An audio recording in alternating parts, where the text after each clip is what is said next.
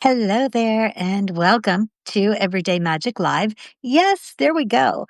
There was a way of that I was told that I could also join on my laptop so that I can see and respond to comments and things. So hopefully that's going to work. I'm working on getting that to happen. So welcome, Carly and Kay and Maureen. I'm so happy that you're here.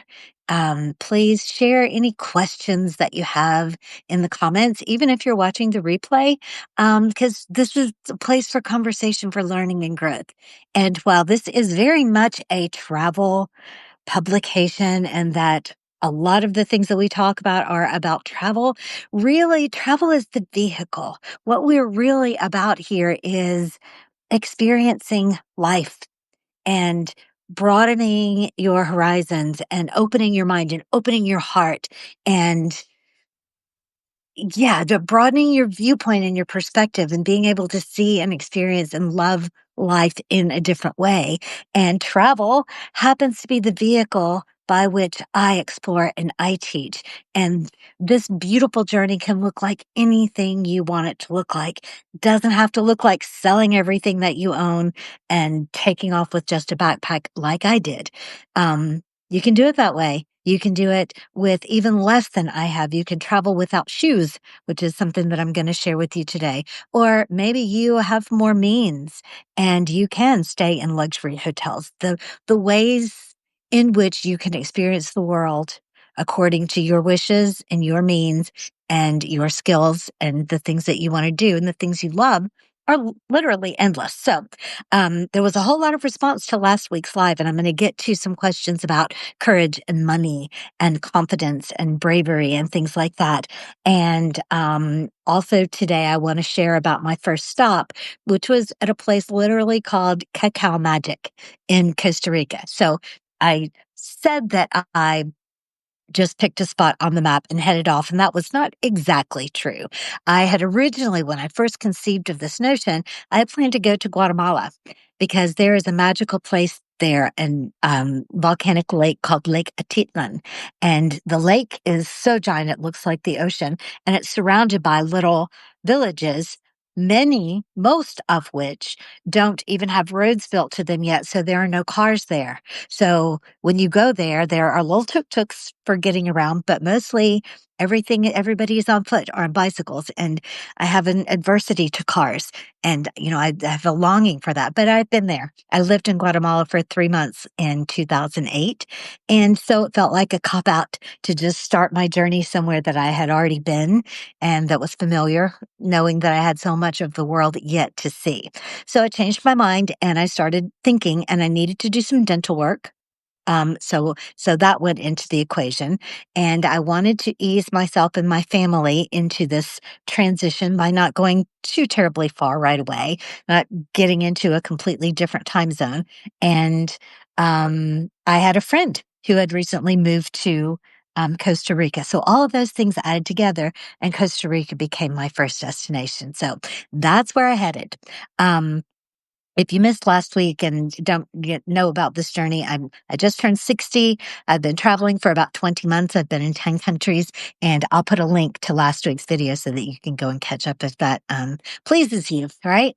Okay. So, when I got to Costa Rica, my first stop was in San Jose, which is where the dentist was. And my plan was I was getting an implant. So it's like a crown, basically, is what I was getting done. So, there's that time between when they fit you for it and when they create it and they actually put it back in. And I was planning to stay in San Jose during that time, but I was so uncomfortable there. The city was so noisy and I almost got hit by a car, even though I followed all the rules and crossed at the light and, I didn't jaywalk and all this stuff. And the energy there was just so frantic and so edgy that I was just really unhappy. So I looked it all up, and the place where I was going, Cacao Magic, was a 3-hour bus ride away. But when I weighed everything out, I would rather spend 6 hours on the bus than 6 days in the city. So I got myself on board the bus and headed in the direction of Cacao Magic. And Ugh, I did find so much magic when I got there, and that this was a place that I stayed for a month, and it was, a home, but it was also literally a cacao factory, a little kitchen and another separate little kitchen. And just the owners were absolutely beautiful and bringing in cacao that was processed and blessed by the Bribri, which are one of the remaining indigenous tribes of Costa Rica. And cacao is their secret magic medicine. And they process this into bars and into, all kinds of different fruit that's dipped in this beautiful cacao and ship it all over the world. But in addition, they also had this beautiful little lounge that was outside. The weather was incredible. It was amazing. I was there during the dry season. But this place drew from all over the world, even though it was very remote and out sort of in the middle of nowhere. There were people, seekers there from all over the world that would come in to have a hot chocolate or a ceremonial cacao or cakes and pies and kombucha and coffee, or just really just to hang out and listen to music and play music and share with one another. And it was really, truly a magical place. And my host, whose name was Ita, is from Israel and invited me into a meal one of the first nights that I was there. So it's him and the two people who were working in the kitchen that day and myself. And I didn't help very much. I was just kind of there piddling, but they prepared this beautiful meal and we all came into the kitchen together before, well, once it was finished, but before we ate. And Ita led us in a pre-meal ritual. It's not enough to say it was a prayer, but it was. So we started off by shaking our bodies out and patting ourselves down and getting ourselves back into our bodies and, looking around and smiling at one another. And then each of us shared something that we were grateful for or an intention that we had or, a thanks to somebody that was there and our intention that we share our love and energy with the food we were about to eat. Just so incredibly magical. And then Ita led us in a little song, which I can't remember the song now, but it was kind of like a chant. It repeated itself. So it was really easy to learn the words the first time and join in the second, third, fourth time. And then we all enjoyed our meal together. And it was just, I just, it's very difficult to describe how when you stop and take the time to really be with one another and see one another, how community can form just like that. And this is the magic that I was seeking in the world. And I spent a glorious month there. I'm going to come back in other episodes and tell you about the Temescal ceremony, which is a sweat lodge, most commonly known as a sweat lodge, about the English woman down the road who had created this beautiful yoga retreat and did these beautiful energetic massages and the other yoga place down the other road that I went to and visiting Uvita and my friend Joanne, who is a very gifted channeler and going to the beach at Dominical. And so there was a whole lot more to share with you about Costa Rica, all infused with this beautiful magic that I never, ever would have seen had I stayed happy and safe and being a hermit in my little cabin in the Appalachian Mountains. All right. Okay. So, let's move on from the magic of Costa Rica to a lot of the questions were about how can you really do that if you don't have a house to sell and the equity to use, or you don't have this or you don't have that. And my wish for you is that you reframe all of that thinking. First, there is a misconception that I have a bunch of money and that I'm just off on permanent vacation. That's not really how it is. This is a life. I am living a normal life. It's just that I'm not staying in one place all the time, right? So we have this idea that vacation and travel is something that you do to get away from your normal life and it's expensive. And, you save up for months so that you can afford to go on the cruise, go to the luxury resort, pay for the expensive meals, the new wardrobe, all of those things. This is not like that at all. in my case, I have found ways to travel very, very inexpensively. And that I did have a little bit of money from the sale of my house to get me started, but that's almost gone. And so I'm living a normal life. I work, I write, I coach. I am still doing all of the things that, normal people do. And I don't have a big retirement fund. I don't have a big cushion. I don't have really any plans for my old age, and I'm 60. So if you are afraid of anything, it- I'm just here to say that you don't have to be. So when you feel like you aren't brave or you don't have courage or you have fear, my invitation is to have a look and see if that fear is real.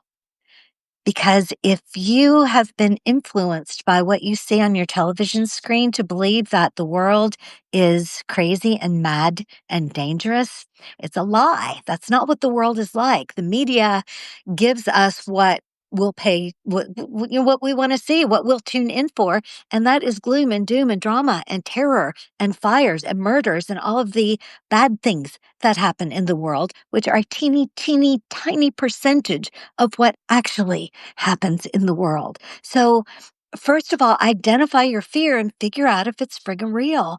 And if it is, if you really do have a fear that has to do with maybe you're unstable in your body and you're afraid that if you move out of your comfort zone too much, then you might injure yourself. That could be a valid fear, but there is absolutely a solution, and that is to really get focused on self-care and loving your body, building your strength and building your confidence. So whatever it is, if it's a real fear, see what you can do to adapt to it. And if it's false, see what you can do to prove to yourself that it's false. Right. And I promise you, the first time that you get on an airplane and land in an absolutely different place and experience that wonder, if it was a fear of flying, then that fear is going to be very, very much lessened, if not gone, when you experience for yourself what it actually is instead of the built up thing that is in your mind, right? So you are more courageous than you know. You are braver than you know. That's a line from Winnie the Pooh, which I love so very, very much. So, okay, so we talked about money and we talked about courage. Um, yeah, so I'm looking at my notes to make sure I didn't forget to talk about anything that I wanted to talk about. The money myth, yeah, I'm not a full-time vacation, and I don't have limitless funds to do this. Um, and and again, it's really important for you to shape your journey the way that feels good to you. So I first conceived of this idea back in 2021 when the world was telling me I had to shelter at home and I had to socially distance. And so I was doing this already. I was living by myself in the middle of nowhere and going to town once or twice a month. It wasn't really a thing. But suddenly, when somebody told me I had to, this inner rebellion kicked in. And that's not a bad thing. That's a healthy thing. And so when I first started thinking about this, I had two dogs and six or seven cats, a pile of debt. Um, my advertising job had gotten destroyed by COVID. So, I had money problems. I had all the things. And so I started trying on different ways of doing this. I rented out my house on Airbnb. And while it was rented, I went off and did some traveling. And so I tried that out. I considered buying a van or a caravan or a camper or something like that, and just traveling nearby. I went through all kinds of iterations of this until near the end of 2023 when I finally arrived at the conclusion that I needed to let go of my house and use the equity there in order to fund the next phase of my life, or at least to launch the next phase of my life, right? So that's what it looked like for me. And I have all kinds of tips and tricks about how to save money traveling. But there are also lots of other sources of that. You can Google how to travel on a budget and find all kinds of information. But I will share my most favorite aspect of defraying the cost of travel, and that's pet sitting. This is what I'm doing right this minute. You've probably seen the little puppy wandering around here. Her name is Georgie, and I'm at her home in beautiful Northland, New Zealand. I wanted to be outside. It was a little too cold and a little too windy.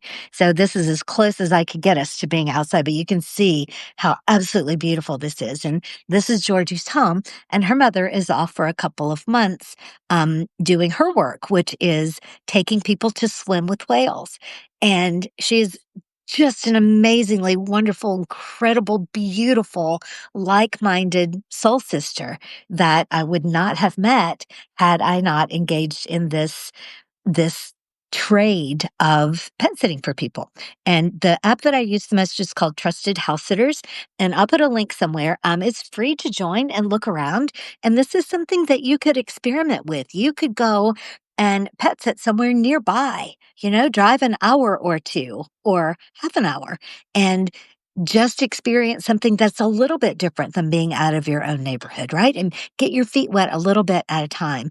But the magic of this way of traveling is not only do I not pay for lodging most of the time, which is a very big part of the expense of life, really. Our mortgage is usually our biggest expense. And when we're traveling, lodging becomes one of the biggest expenses. So the free lodging is absolutely wonderful, but it's not the real magic. The real magic is in getting to be immersed in a community. I've made lifelong friends that I will never, ever lose touch with. And hopefully I will circle back and maybe pet sit for them again, or maybe just visit, right? Um, a beautiful global community is forming of people who are animal lovers and travel lovers like me. We already have that in common. So, that's just one trick. And again, if you have specific questions, I'm really happy to answer any of those. Just drop them into the comments and, I will either get to them on another live or I'll write an article about them. Be sure to click the subscribe button so that you are notified when these lives are going to happen and when new information is shared, new courses are available, things like that. We're going to meet here for the near future at this time, which is 10 a.m. on Friday morning for me. For a lot of you, it's probably still Thursday afternoon in the States. But I'm down under.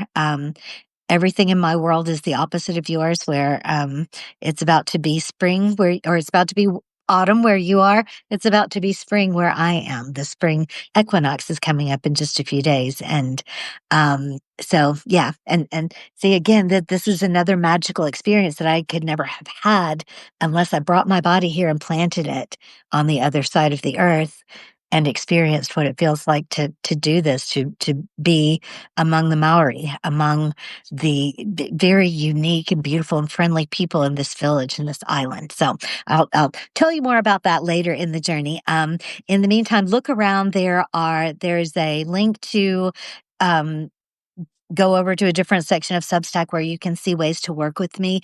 Oh, and I have decided that if you really are serious about embracing your life and getting yourself in the driver's seat of your life and moving forward into the next phase of your life on purpose, my Happy and Free on Purpose Life course is available. It is self-guided. It's 20 lessons. It's brilliant. If you do the work, pay the attention, get in touch with yourself, it will transform every part of your life. And I've put that on sale this week only for $55. So I will put a link somewhere. I don't really know exactly how this works and where links wind up, but look around. There will be a link and a coupon code, which is Cacao, Cacao, all in capital letters, to get this brilliant self-guided course for only $55 this week. All right. So I've gone a few minutes over what I meant to do. Hi, Tim. Welcome. And also Freedom Bird and Joe Seals, new people joining me live. It's brilliant and wonderful, and I love it. All right. So one last look at beautiful New Zealand. This is the Hokianga Harbor behind me. And if you keep going, like right through there, you'll wind up in the Tanzan Sea. And actually, whales actually sometimes come into this harbor. I haven't gotten to see them yet, but I'm told that is something that happens. And maybe one of the mornings that I'm sitting here having my coffee, looking at this beauty, there will be the additional magic of orcas or other kinds of whales in my harbor. All right. So, I love you so much. I'm so happy that you're here with me. And I will look forward to seeing you again next week for Everyday Magic Live. In the meantime, create your own everyday magic and make the ordinary sacred. See you soon.